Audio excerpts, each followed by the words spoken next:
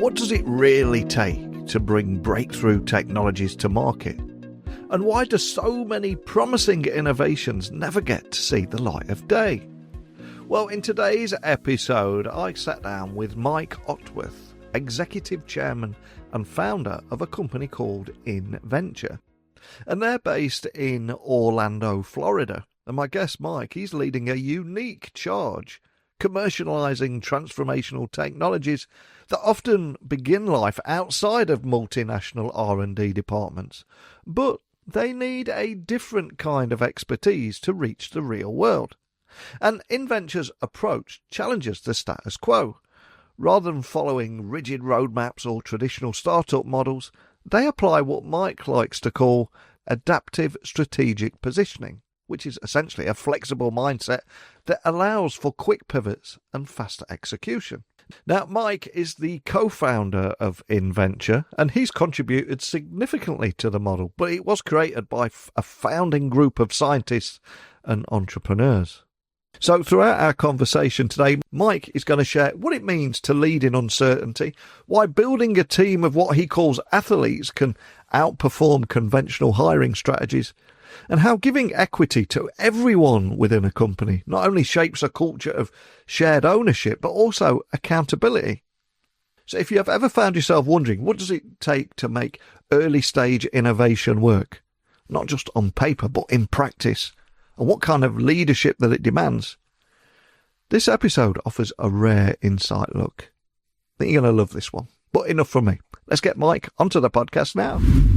So a massive warm welcome to the show. Can you tell everyone listening a little about who you are and what you do? Yeah, so I'm Mike Otworth. I'm executive chairman of a company called Innventure.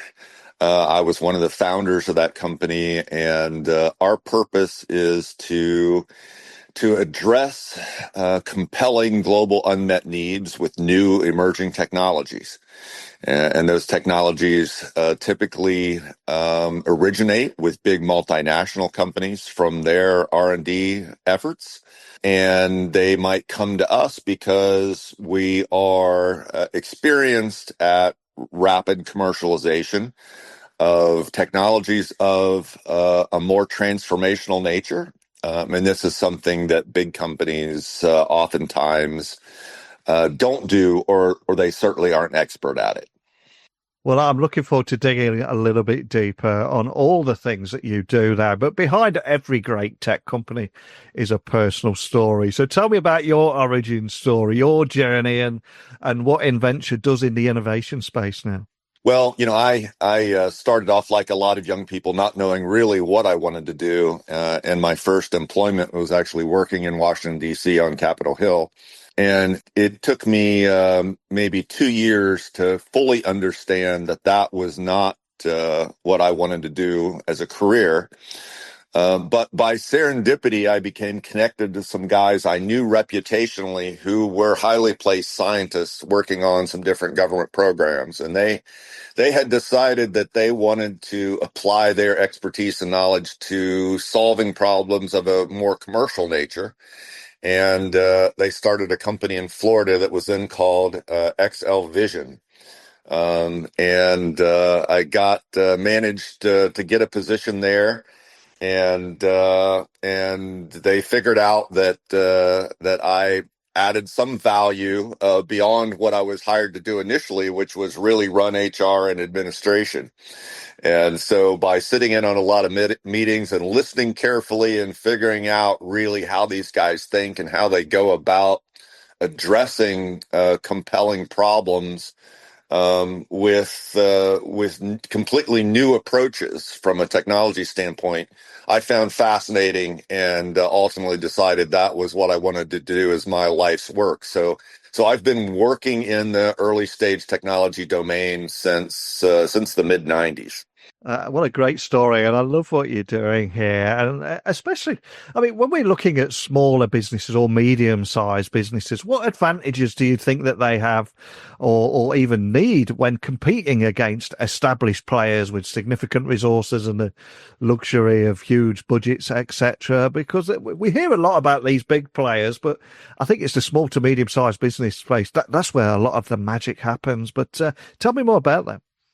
Well, one of the things that I became apparent to me early on was that you have to be open to adaptations in the business model when you're executing something early stage. We actually have a term for it. We call it adaptive strategic positioning. And when you're in a smaller company, it's easier to do that, and you can do it more quickly. And historically, I would say it has been an impediment to early stage businesses when they secure outside capital, and outside capital wants them to religiously follow their original business plan, because invariably you find out things about everything that are different than some of your original assumptions, right? You find out that things are changing in the competitive landscape. You find out that the technology will do some things that you didn't know it would do. You may find out it won't do some things you thought it would do. All kinds of things change, and you have to change with it. And that requires the ability to rapidly make course corrections on the fly. And that's a difficult thing. The bigger the company is, typically, the harder it is to execute that type of rapid change mentality. And I think when we're talking about innovation, there are so many myths. Like only some people are creative, and they want multicolored beanbags, foosball tables, and table tennis, etc. So let's just bust that myth straight away, because I think we're all creative in some way, shape, or form. But when innovating, how do you identify people who can handle the uncertainty of early stage innovation? Well, that's a great question in it, and it's a difficult thing to do, right? Yeah. I mean, it's early stage companies are rife with both opportunities and challenges, right? And you have to encourage people to be introspective and realistic about kind of what their own personal risk reward profiles look like. And you have to make sure that people are comfortable working in an environment where there may not have been a person in that position before. They're doing it for the first time in that company. And so the position may not even be as, completely well defined. And sometimes that's discomforting for people. And the roadmap of how you achieve what you're responsible for achieving may not exist. So, I really try to make sure that people understand we're going to give you a clear vision of where we are today with regard to your role and where we're trying to get to. But to a fair degree, you're going to have to figure out how to get from point A, to point B on your own, and proactively go about figuring it out. And people who work in a more task oriented way, where they work on an assignment, and when they get done with an assignment, they sit and wait for somebody to come and tell them what to do next. That typically doesn't work really well in our environment. So we have to make sure that people are comfortable in that situation whereby they get some direction, but they also have to figure out a lot of things on their own. And although a lot of techies will complain that we simplify too much, everything's too high level, they'll say, and not enough focus is focused on what goes on underneath the hood. When it comes to selling solutions and complex technologies, people just want to know what is the fix. They don't want to know how it works for a lot of the time. So what leadership qualities would you say are most important when attempting to commercialize complex technologies? Well, first and foremost, I would say having a good sense of how to formulate strategy. So when you're operating in an environment that's evolving, you have to be able to look at a lot of disparate data points, and understand how that's going to impact the strategy that's going to lead to success. And even when we look at how we choose leaders for companies at the earliest stage versus how we choose leadership for for companies once they get into execution stage, it's often different. In the case of one of our companies, Pure Cycle, I was the original CEO. We took it public. I was asked to stay on after it was a public company. But I realized about a year and a half into that the company was ready for somebody that was more just purely execution focused. You got a public company who's, now their earnings are being watched. It's turning the quarterly earnings crank. That's a different skill set than it was, right, when the company was, 4 years younger when I was running it. So, but yeah, strategy is really important. High threshold for pain, I would say, is pretty important in early stage, right? And you have to have pretty thick skin, and you have to not, when you're going to run into problems and challenges, and you just have to dig in and be able to overcome those challenges, and sometimes the solution lies in starting with a blank sheet of paper and asking yourself, hey, are there ways that we should be doing this completely differently? And that can be an interesting process, but really disconcerting for some people who aren't used to it. And before you joined me on the podcast today, I was doing a little research on you, and I saw, I think it was an online article, you mentioned hiring athletes. So what did you mean by hiring athletes, and why is that approach so important for innovation, do you think? Well, it's important because you need people with the mindset of an athlete, that competitive spirit, that determination to overcome adversity when you face it.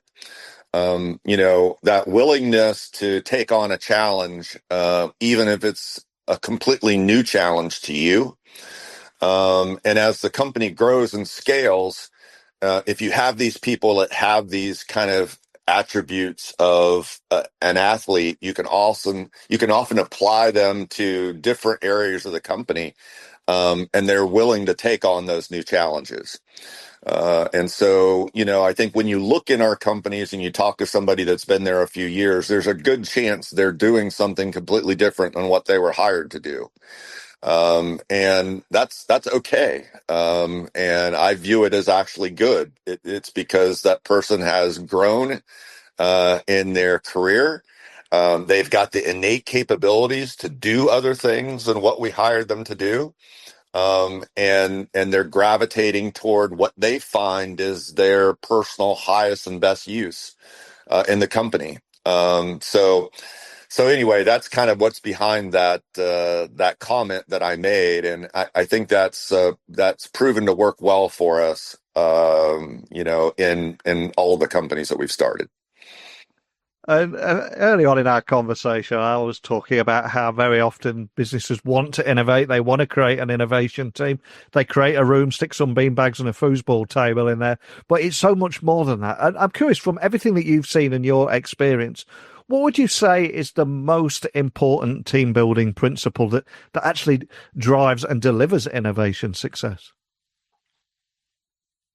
Yeah, I think keeping people focused on the big picture, right? And that, in our companies, everybody has an equity interest, either in the parent company or the individual companies or both.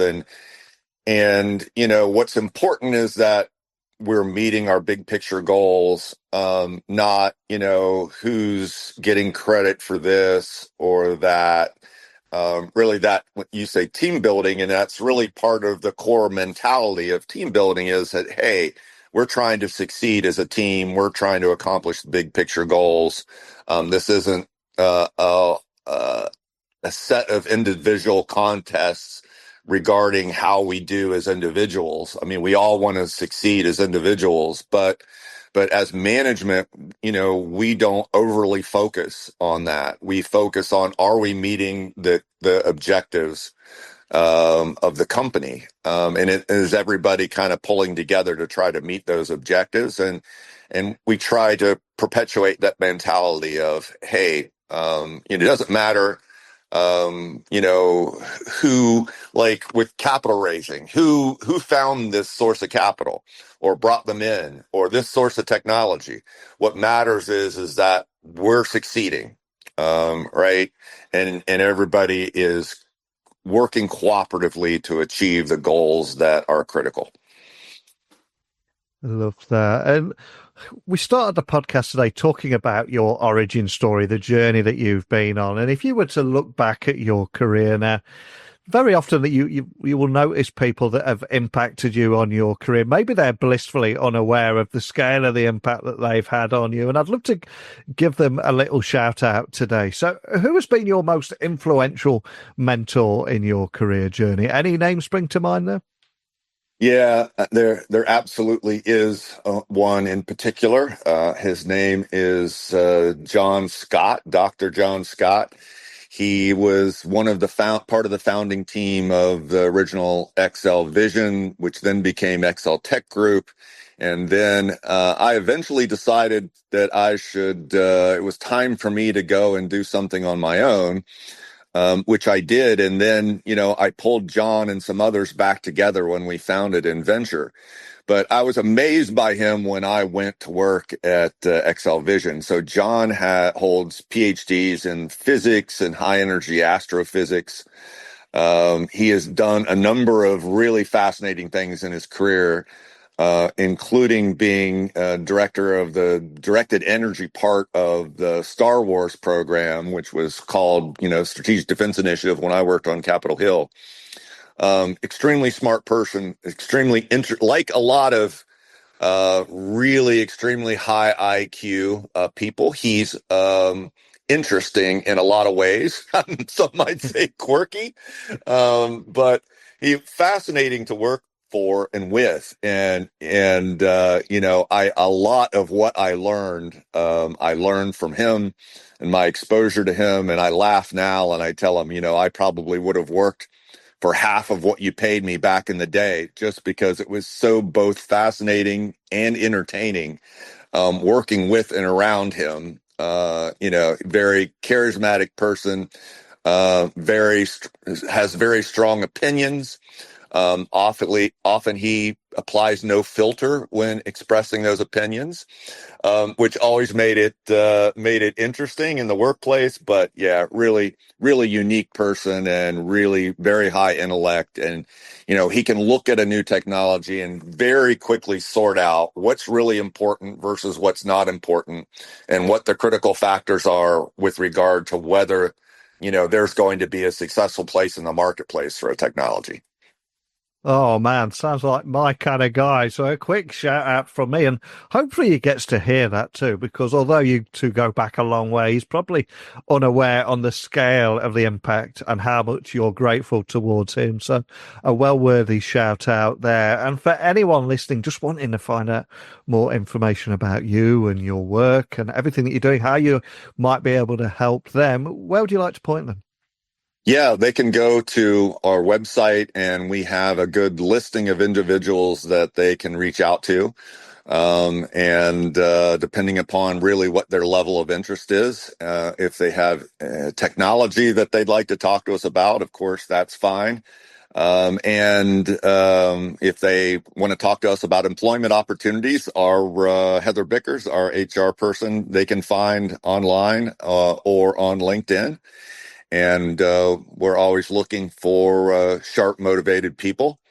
And if they're a multinational company or who thinks they might have technologies that might be transformational and could be accelerated maybe externally better, of course, we have a business development team who's always out there looking for new partners. Awesome. Well, I'll have links to everything to make it easy for people. And I do urge people listening to check you out there, because I think if you go onto Google now and look for how to build a successful innovation teams, you will get a lot of generic advice. But just listening to you today, bring that topic to life about creating a culture that thrives in uncertainty. Some leadership approaches that break from traditional corporate structures, and why the hiring of people with an athlete's philosophy, what that looks like in the workplace too, and why it's so important. But just thank you for sharing your story and your insights today. Really appreciate your time. Yeah, thanks for having me. I enjoyed it. And, we are trying to get the story out about what we do. It's a bit unique and a bit different in terms of our business model and how we approach early stage. So we appreciate this opportunity to get the message out. I think one of the many things that stood out to me in this conversation wasn't just Mike's sharp thinking around commercialization. It was the honesty with which he addressed the pain and unpredictability that comes with the territory. Innovation isn't clean or linear. It's messy, it's personal. And as Mike puts it, it requires a high threshold for discomfort, thick skin, and the willingness to rip up the plan when the facts change. So that concept that he raised of hiring athletes might sound unorthodox upon hearing it for the first time, but it makes perfect sense, doesn't it? Especially in the high-stakes world of deep tech startups. You're not hiring for a role, you're hiring for resilience, adaptability, and the drive to tackle whatever challenge comes next. And that mindset, combined with a team-first culture where individual credit takes a back seat to collective success, this, for me, is what gives Innventure its edge. But I think most refreshingly of all is just Mike's humility about where those good ideas come from. So, over to you. In a world obsessed with scale and speed, are we actually forgetting the leadership qualities and cultural structures that actually sustain innovation? Let me know what you think. Are we overcomplicating innovation, or not challenging ourselves enough to rethink how we build and how we scale those new ideas? Techblogwriter at outlook.com, LinkedIn, X, Instagram, just at Neil C. Hughes. Let me know. But that's it for today. So thank you for listening as always. And I'll speak with you all again very soon. Bye for now.